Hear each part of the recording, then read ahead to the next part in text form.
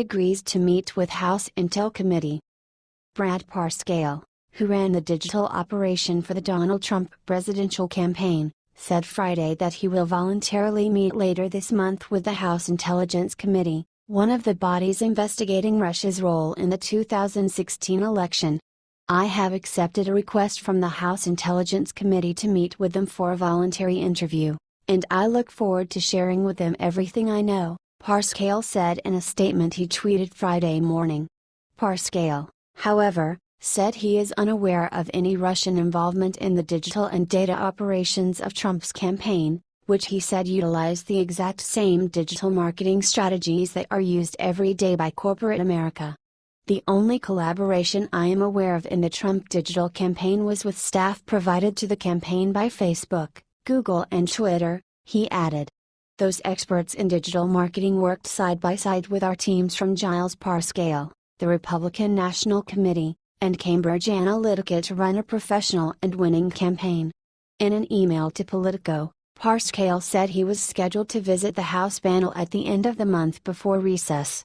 Parscale now works with the pro-Trump outside group America First Policies, a nonprofit started by top campaign aides to support the president's agenda.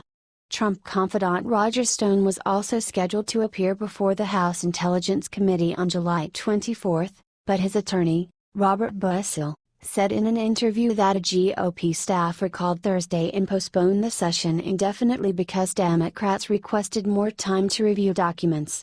Michael Caputo, who resigned from the Trump campaign last June, did speak to the panel on Friday.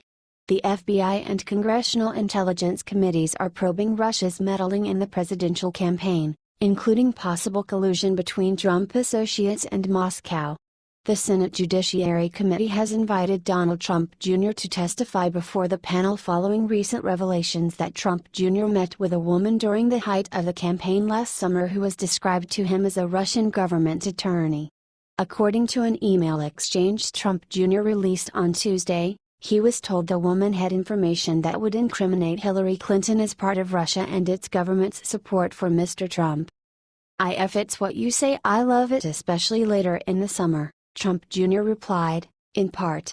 He has said the meeting was brief, and no information on Clinton came out of it.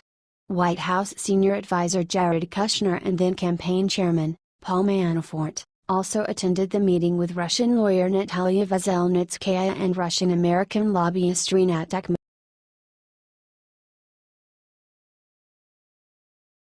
Russian-American lobbyist says he was in Trump Jr.'s meeting. A Russian-American lobbyist says he attended a June 2016 meeting with President Donald Trump's son, marking another shift in the account of a discussion that was billed as part of a Russian government effort to help the Republicans' White House campaign. Rinat Akhmet confirmed his participation to the Associated Press on Friday. The meeting heightened questions about whether Trump's campaign coordinated with the Russian government during the election, which is the focus of federal and congressional investigations. In emails posted by Donald Trump Jr. earlier this week, an associate who arranged the meeting said a Russian lawyer wanted to pass on negative information about Democrat Hillary Clinton and stated plainly that the discussion was part of a Russian government effort to help the GOP candidate. While Trump Jr. has confirmed that the Russian attorney was in the meeting, he did not disclose Akhmet's presence. The president's son has tried to discount the meeting, saying that he did not receive the information he was promised. Akhmet said the meeting was not substantive and he actually expected more serious discussion. "I never thought this would be such a big deal, to be honest," he told AP. Jared Kushner, Trump's son-in-law and current White House senior advisor, and then campaign chairman Paul Manafort also attended the meeting. Asked about Akhmet and his possible participation in the June 2016 meeting, Dmitry Peskov, spokesman for Russian President Vladimir Putin, told reporters on Friday, "We don't know anything about this person."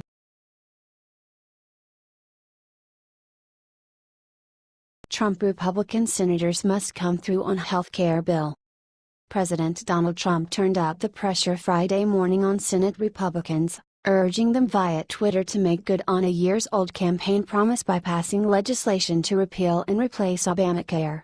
GOP leadership in the Senate has introduced legislation that would undo former President Barack Obama's signature healthcare law, but the repeal and replace measure has proven controversial even within the Republican caucus, and it is unclear whether the bill will be able to muster enough support to pass. Republicans senators are working hard to get their failed Obamacare replacement approved. "I will be at my desk, pen in hand." Trump, who is in France attending Bastille Day celebrations with French President Emmanuel Macron, posted on Twitter Friday morning. So Rep senators, under leadership of that Senate Majority McConnell, get healthcare plan approved. After 7 seconds of Obamacare disaster, must happen. The president also praised Vice President Mike Pence, who played a key role in shepherding the House's repeal and replace legislation to passage, for his work on the Senate bill. Trump also warned Republicans that they must make good on their longtime campaign promise to do away with Obamacare. After all of these years of suffering through Obamacare, Republican senators must come through as they have promised. Trump wrote, "At VP Mike Pence is working hard on health care and getting our wonderful Republican senators to do what is right for the people." In a Friday morning interview on Fox News' Fox and Friends, counselor to the president Kellyanne Conway said Pence has been our greatest asset up on Capitol Hill all along, but particularly this week, as GOP leaders have worked to revise their health care legislation to appease more members. Democrats, Conway said, have been very unserious in these negotiations and have only presented options deemed by Republicans as unworkable. And while the fate of the repeal and replace measure ultimately rests with Senate Republicans, Conway said the president has been involved throughout the process. "As you know, President Trump is very hands-on. He works the phones. He hosts meetings. We've had any number of members of Congress and senators here, governors, frankly, over time. We've also had Obamacare victims. We've had drug manufacturers," she said.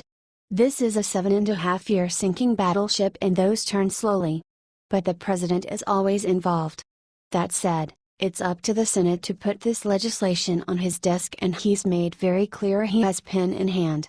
Support for the repeal and replace bill in the Senate has broken down on either end of the GOP political spectrum, much as it did in the House before a last-minute compromise was forged. Senate conservatives, like Senator Rand Paul, RK, have balked at the bill because, they say, it does not go far enough in undoing Obamacare, while moderate GOP lawmakers, like Sens. Susan Collins, R. Maine, and Dean Haler, R. Nevada, have said the measure's cuts are too deep for them to support. With a path to passage still unclear on the legislation, Senate Majority Leader Mitch McConnell announced this week that he would keep the chamber in session through the first 2 weeks of its scheduled August recess. With a narrow, 52-seat majority in the Senate, Republicans can afford to lose the votes of just 2 GOP lawmakers and still pass with the benefit of Pence's tie-breaking vote. House Majority Leader Kevin McCarthy, R. California, has said chamber will go on its scheduled recess but will return to Washington should the Senate manage to pass a bill. Any legislation passed by the Senate would need to be reconciled with the House version before it can be sent to the president's desk to be signed into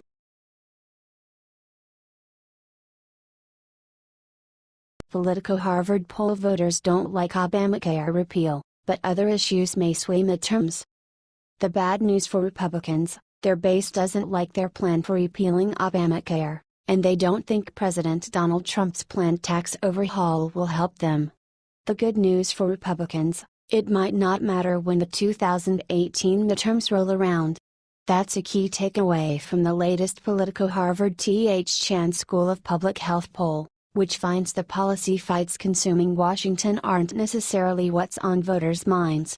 As Republican leaders struggle to patch together 50 votes for an Obamacare repeal bill in the Senate next week, the poll results indicate the next congressional election may be settled by a range of issues broader than the fight over the 2010 health care law. The race, if it was held tomorrow, health care will be one of the big issues, but other issues could decide this race on both sides, said Bob Blendon, a Harvard expert on healthcare policy and public opinion who designed the poll with Politico. Trump and Republican leaders have frequently said they'd need to finish work on Obamacare repeal before moving on to a tax overhaul. But the Politico Harvard poll finds the tax agenda also lacks public support. That could complicate the GOP's ability to advance an effort that Trump has billed as a cakewalk. "I think after health care, taxes are gonna be so easy," Trump told Christian Broadcasting Network founder Pat Robertson in an interview broadcast Thursday. "Healthcare is very hard. Healthcare's hard because you'll do something a little bit this way, and you'll pick up that final vote and you lose 4 votes over here. But the general public, and even Republicans, are pessimistic about Trump's still hazy plans for overhauling the tax code." The proposal, largely comprised of tax cuts along with promises to eliminate tax breaks for the wealthy and special interests, is favored by just 24% of the general public and opposed by 62%. Still, other issues right now hold more weight with voters. Trump's efforts to protect the country from terrorism, 39%, his Obamacare replacement effort, 37%, and his proposed budget, 34%, will rank among the most important issues when considering which congressional candidate to vote for in 2018, said registered voters surveyed in the poll. Ranking closely behind are allegations about the White House's involvement with the Russian government, Trump's crackdown on undocumented immigrants, and his ban on travel from some Middle Eastern countries. The top issue for registered voters who said they plan to vote for a Republican candidate in 2018 is terrorism, 47%, well ahead of illegal immigration, 32%, and Obamacare replacement, 31%. For registered voters planning to support a Democrat, Obamacare replacement, 46%, ranks as a top issue just behind allegations of White House ties to Russia and Trump's decision to withdraw the United States from the Paris Climate Change Pact. Both parties see an advantage in the Obamacare repeal effort. For Republicans, it would be the fulfillment of a longtime pledge to scrap an onerous health care law. For Democrats, who were energized by the health care issue after suffering through years of Obamacare attacks, it's their chance to tie Republicans to an even more unpopular plan. There's a clear lack of enthusiasm on the Republican side for their party's Obamacare replacement, which is being revised and massaged in the tougher-than-expected effort to get it through the Senate. Just 20% of Republicans said they would support a plan providing financial assistance for health coverage to a lot fewer people, while about 42% would accept a plan subsidizing somewhat fewer people that saves taxpayer money. And by a slight margin, Republicans oppose their party's plans to roll back enrollment in Medicaid, a program covering nearly 75 million low-income Americans. Only about 1 in 3 Republicans favor allowing insurers to charge more to people with pre-existing medical conditions, a practice that was banned by Obamacare and has complicated the repeal effort.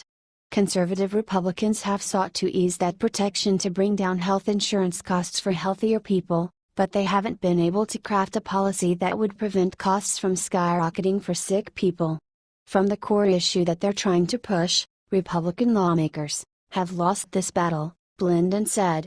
Their own constituency isn't with them in this current debate.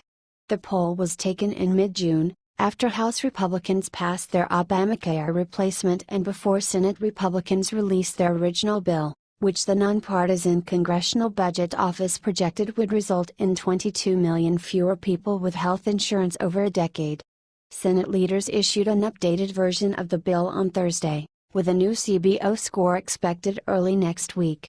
On taxes, Republicans are about evenly split on Trump's overhaul, with 40% favoring it and 41% opposing it. Just 35% of Republicans think it will help them and 45% said it would make no difference. However, 62% think it would help the economy and create more jobs. Democrats are overwhelmingly against the tax plan, with 85% opposed, along with 60% of independents. Meanwhile, a majority of survey respondents disapproved of Trump's withdrawal from the Paris Climate Treaty, but opinions were sharply split by party. Just 30% favored the decision to leave the landmark 2015 climate accord originally signed by 195 countries, while 53% disapproved. However, 65% of Republicans favored the decision while 91% of Democrats and 54% of independents opposed it. The survey was conducted by SSRS, an independent research company, for Politico and Harvard from June 14 to 18. It used cell phones and landlines among a nationally representative sample of 1,011 U.S. adults.